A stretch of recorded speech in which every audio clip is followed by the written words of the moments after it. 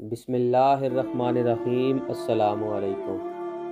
حضرت انس رضی اللہ تعالیٰ عنہ سے روایت ہے کہ حضور اکرم نور مجسم صلی اللہ علیہ وآلہ وسلم نے فرمایا کہ 3 چیزیں جس شخص میں ہوں وہ ایمان کی مٹھاس پائے گا، جس کو اللہ اور رسول سارے جہان سے زیادہ محبوب ہوں، اور جو کسی آدمی سے خاص اللہ ہی کے لیے محبت رکھتا ہو، اور جو اسلام قبول کرنے کے بعد پھر کفر میں جاننے کو اتنا ہی برا جانے جتنا آگ میں جھونک دیے جانے کو برا جانتا ہے۔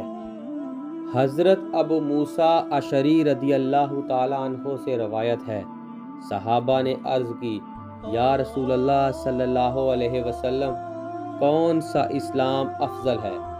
تو ارشاد فرمایا کہ اس شخص کا اسلام افضل ہے جس کی زبان اور ہاتھ سے تمام مسلمان سلامت رہے۔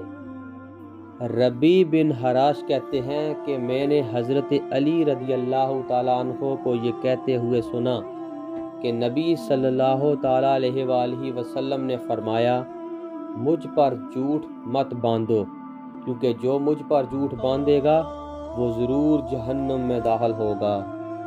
حضرت عبداللہ بن عمر رضی اللہ تعالیٰ عنہ روایت کرتے ہیں کہ حضور اکرم صلی اللہ علیہ وآلہ وسلم نے فرمایا کہ ایک عورت ایک بلی کے معاملے میں جہنم میں داخل ہوئی۔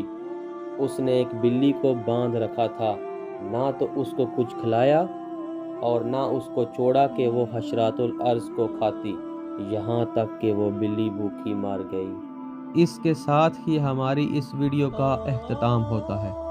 نیکسٹ ویڈیو تک کے لیے اللہ حافظ۔